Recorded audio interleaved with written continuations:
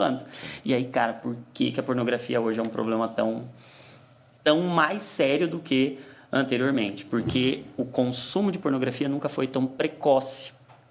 Cara, antigamente precisava ser maior de 18 anos para ter acesso a um material, ainda que tivessem ali os caminhos alternativos, algum maior de idade ia lá, mas tinha que ter um intermediário. Hoje não. Hoje não tem essa necessidade e a exposição está cada vez mais precoce. E não só na pornografia lá dos tubes da vida, dos sites de pornografia explícita, mas o soft porn.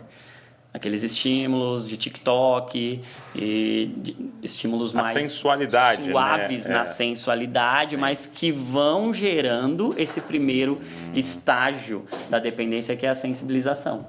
E você falou qual que é a idade que está...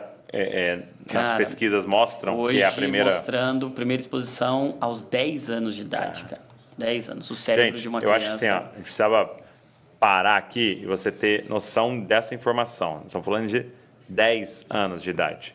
E como que isso está acontecendo com 10 anos de idade? É porque alguém colocou um celular, alguma coisa sem supervisão na mão dessa criança. Então, não estamos nem falando de um adolescente, né? Estamos falando de uma criança. Então, fica um alerta aqui a todos os pais. Você precisa se debruçar sobre isso. Você precisa ir lá e verificar. Então, eu fiz um combinado com a Luísa, né, que a gente ia dar para ela um celular com 12 anos. E foi muito interessante, porque a gente fez toda uma programação do celular dela que ela não consegue baixar um aplicativo. Quando ela aperta, ela baixar um aplicativo, apita no meu aqui. E eu tenho que aprovar o aplicativo para ela baixar lá, e ela não consegue acessar nada e tal, e acabou. Ah, isso é chato? Não, a gente vai ter que proteger os nossos filhos. Mesmo assim, ela está lá na escola, tá exposta, você vai ter que falar sobre isso, tal, mas tudo que a gente puder fazer para protegê-los, a gente precisa fazer. Exatamente. Eu estou lendo um livro, até o Harold Walker, ele me deu esse livro para ler, Relacionamentos de Aliança, do Asher Intrater. Cara, é um livro incrível e ele vai gastar páginas e páginas para falar sobre esse fio, né, que tem na palavra de Deus, que é aliança. Nosso Deus é um Deus de aliança, nosso Deus é um Deus fiel, né? Então você vai ver que de Gênesis a Apocalipse é sobre alianças, né? É sobre as alianças e é sobre promessas feitas por Deus. E o tempo inteiro há essa ênfase, né? Que nosso Deus não quebra aliança, nosso Deus não volta atrás em sua palavra e tal. E aí tem um momento que ele fala uma coisa muito interessante. Ele diz assim, olha, toda vez que a intimidade for maior que a aliança, você vai ter problema. Todas as vezes.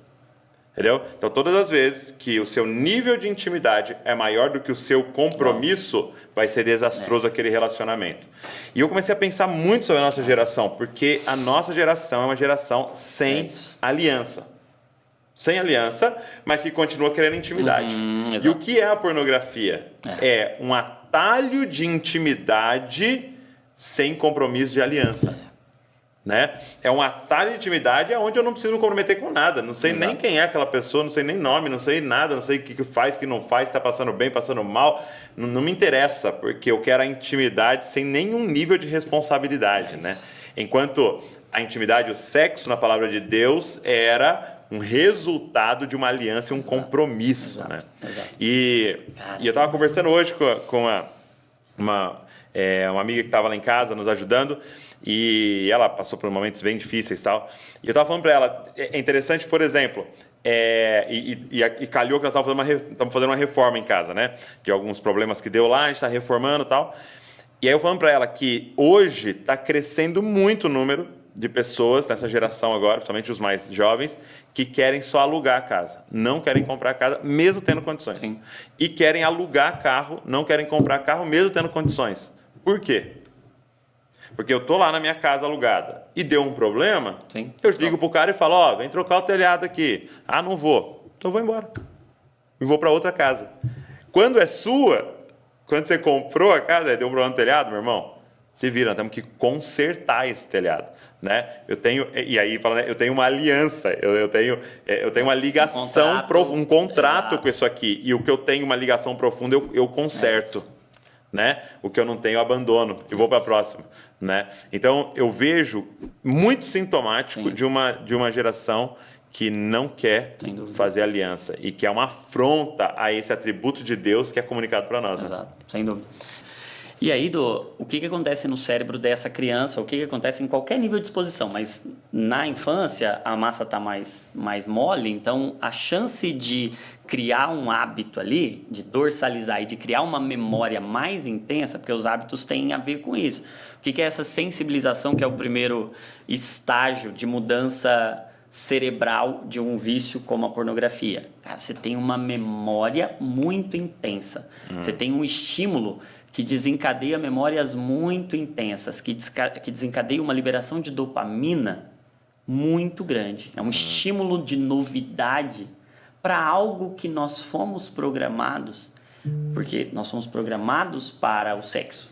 Deus nos fez para isso, por isso venerado entre todos seja o matrimônio. Então, no fundo, o que a pornografia está dizendo sobre o que essa epidemia ou pandemia de pornografia diz para o mundo? É que, cara, nós somos feitos para o casamento, cara. Nós somos feitos para o prazer no sexo, no casamento, por isso venerado entre todos seja o matrimônio, o leito sem mácula. Nós somos feitos para intimidade, mas nós somos feitos para uma intimidade em aliança. E quando a gente faz fora disso, a gente está rompendo Agora com imagina o princípio. do que você está falando, né? Uma pessoa esperando em Deus e ela casa e ela tem esse pico, essa liberação de dopamina noite de núpcias. na noite de núpcias. Ou naquele período. Olhando para o olho daquela pessoa que ela fez uma aliança. Ela nunca mais rompe. Então ela vai ter tudo isso, esse vício, em sua aliança, né? Isso, cara. Essa cola Foi por isso com que aquela Deus deu pessoa, essa né? cola. Uau, cara, isso é incrível. Esse circuito foi engenhosamente Cara. programado pelo Senhor para o casamento, cara. E toda vez que eu penso naquela pessoa, penso na aliança, eu tenho até um caminho cerebral aqui de prazer em relação àquela pessoa. Exatamente. Isso é incrível. Exatamente. E no casamento, esse isso. prazer é contínuo. Sim. Né? Agora, a pornografia é um caminho artificial que vai te colocar numa distorção. E aí esse que é o problema. Porque se a verdade nos liberta, as distorções nos aprisionam, não nos escravizam. Então, toda verdade cria um caminho no cérebro. Ok. Agora, toda distorção, toda mentira, ela cria um labirinto. Ela cria não... Eu gosto até de comparar os hábitos com casas na nossa mente. Os vícios não são casas, são cativeiros, sabe? É um lugar que você... É uma casa, mas você entra lá e você não consegue mais sair. Mas Você é a construção né? cerebral, cara, é muito parecida, é idêntica. Um hábito e um vício. A questão é que os vícios, eles têm uma proteína, e hoje esse é um achado da neurociência também muito legal. Eles têm uma proteína muito nova, vou até falar o nome aqui dela para o pessoal que interessa, delta-FOS-B. Delta-FOS-B. Que é um achado em todos os vícios. E essa proteína tem sido uma ponta Então, para eu entender, assim, você está dizendo que ela está presente no cérebro de alguém viciado. Está preso em qualquer vício. E o organismo produz ela? Quando ele está diante de uma substância como cocaína, como nicotina, como anfetamina, como álcool, qualquer dependência que vai colocar dentro desse cárcere, dentro desse circuito adoecido, preso, vai produzir essa proteína. Então,